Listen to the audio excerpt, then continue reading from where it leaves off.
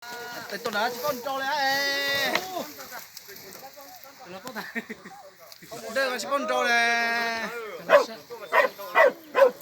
Nông cái chip bông rồi. Sao? Chip bông.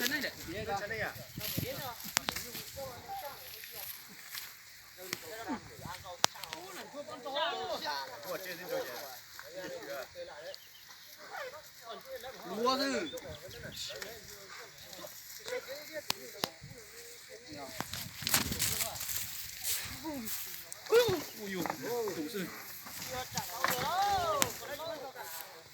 Đây chip bông rồi.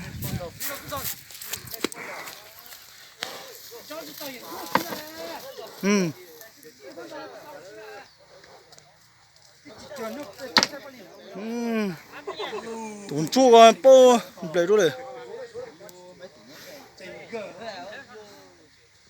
Rồi tốn hàng tiền. Chỉ lấy họ chân thì ổn đi. Thắp lúa ra tôi đó. Lúa vào.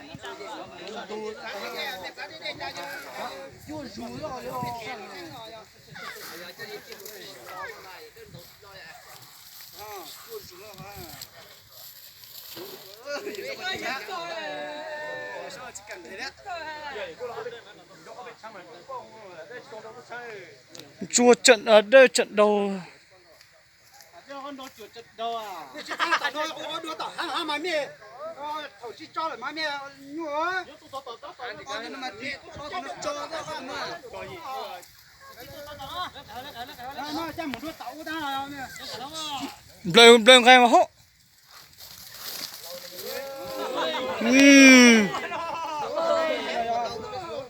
Nó sắp lúa rồi hả? Giờ tụi nó mới chắp lúa thì Mẹ chỉ được tàu nó ra. Chỉ mà tao có nhiều lúa tàu ta. Tao nói vậy đó.